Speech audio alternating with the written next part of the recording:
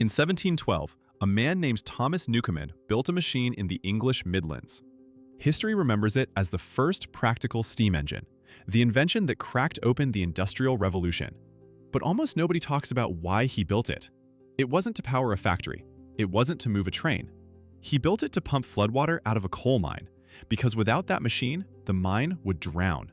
And without the mine, England would freeze. Coal created the engine that changed the world. And then that engine made coal the most powerful substance on Earth.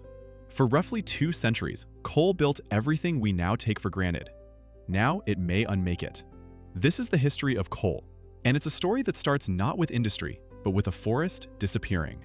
Welcome to Object Origins, where we trace how the things that shaped civilization actually got here. I'm glad you're watching this one, because coal is one of those topics that seems settled and boring until you actually look at it. By the end of this video, you'll understand why the coal industrial revolution wasn't really about coal at all. It was about desperation. You'll understand what it cost the people who pulled it out of the ground. And you'll understand why the resource that built the modern world is now one of the central problems of this century. There's a detail near the end about a common phrase you've almost certainly used that one reframes the whole story. Let's go back to England in the 1500s. The country is growing, cities are expanding, and wood, the material that heats homes, builds ships, and fuels ironworks, is disappearing faster than forests can grow it. By the early 1600s, large parts of England's woodland were effectively gone. Shipbuilding for the Royal Navy had consumed enormous quantities of oak. Charcoal for iron smelting had stripped entire hillsides. Ordinary households were competing with industry for what remained, and the price of firewood in London climbed steeply across the century. Coal had been known for a long time. Romans in Britain burned it, medieval monasteries used it, but it was dirty, it smelled, and as long as wood was available, most people preferred wood. What changed wasn't technology or innovation. What changed was scarcity. When the forests ran low enough, coal stopped being the unpleasant option and became the only option. By the mid-1600s, London was burning more coal than any city on Earth. The philosopher John Evelyn wrote in 1661 that the city was wrapped in such a cloud of sea coal that residents could barely see the buildings around them. That sentence was written nearly 300 years before the event most people associate with London's air, which tells you something about how long this problem was accumulating. Here's what nobody tells you about the coal industrial revolution. Coal didn't create the steam engine. The steam engine was created by coal, for coal, in order to save coal mines from themselves. By the early 1700s, English mines had gone deep enough that groundwater became a constant, existential threat. Miners would dig until the tunnels flooded, and then they'd either abandon the mine or try to pump it out by hand or horse. Neither worked well enough.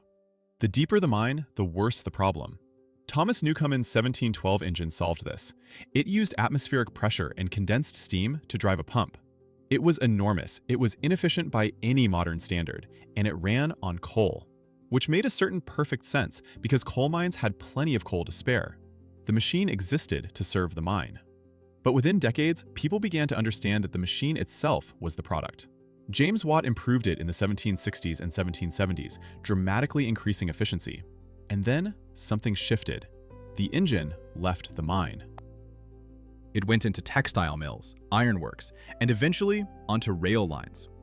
The history of coal from that point is inseparable from the history of everything that defines modern life, because coal powered the machines that made modern life possible. Worth saying clearly, what follows describes conditions that were common and documented, not edge cases. Coal built the modern world on the backs of people working in conditions that are difficult to fully comprehend today. Coal mining in the 19th century was consistently one of the most dangerous occupations in existence. Methane gas, called fire damp, accumulated invisibly in tunnels and ignited without warning. A single spark from a pickaxe against stone was enough. Cave-ins were common. Black lung, a disease caused by decades of inhaling coal dust, was so prevalent it was almost considered part of the job. And this is where a phrase you've probably used comes from. Before electronic sensors existed, mines used canaries to detect dangerous gas levels. Canaries are more sensitive to carbon monoxide and methane than humans. They'd show signs of distress, or die, before concentrations reached levels that would kill the miners. This was not a metaphor. It was standard British mining practice until 1986, when electronic detectors finally replaced them. When someone says canary in a coal mine, they're referencing something that actually happened in living memory in the developed world. The men who went underground every day understood the risk clearly. Many of them had no real alternative. The coal mining history of Britain, the United States, and dozens of other countries is also the history of labor movements, because the people taking on that risk eventually decided the people profiting from it needed to be held accountable. In December 1952, a temperature inversion settled over London. Cold air trapped warmer, polluted air close to the ground, and the city's coal fires, domestic hearths, power stations, industrial furnaces, had nowhere to send their smoke. For 5 days, a dense, yellow-black fog sat over the city. Visibility dropped to a few feet. People wore masks in the street. Hospital admissions surged. The estimates vary by source, but the most widely cited figure is around 12,000 deaths in those 5 days, with some analyses putting the longer-term toll considerably higher. It became known as the Great Smog of 1952. It led directly to the Clean Air Act of 1956, one of the first modern environmental laws in the world. London's coal use declined sharply after that. Here's the number that doesn't move, though. Coal still produces roughly 36% of the world's electricity today. Not 36% in 1952, not 36% in 1980, today. In a world with solar panels, wind turbines, and nuclear plants, coal generates more than a third of global electricity. Largely because it's cheap, it's abundant, and the infrastructure to burn it already exists in dozens of countries that built their economies around it the same way England did in the 1600s. Quick note to close. The history of coal is also the history of unintended consequences, and some of the projections around climate and fossil fuels involve genuine scientific uncertainty. The broad direction of the evidence is well established, but the specific timelines and outcomes are still being debated by researchers. Keep that nuance in mind. Go back to the hook. Newcomen built his machine to save a coal mine from flooding. He couldn't have known he was setting off a chain of events that would electrify the planet. The miners who went down every morning with a caged bird couldn't have known they were fueling a century of economic transformation. And the engineers who scaled coal power across the 20th century couldn't have fully known, or chose not to fully reckon with, what burning that much carbon would eventually mean. That's the arc of how coal changed the world.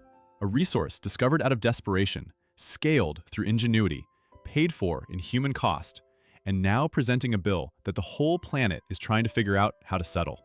The rock that built everything is now one of the hardest things to let go of, precisely because it worked so well. If this one gave you something to think about, subscribe to Object Origins. I cover stories like this one, where a single object or resource turns out to hold most of modern history inside it. A like genuinely helps this reach more people who'd find it worth their time. There's more on the channel that picks up where this one leaves off.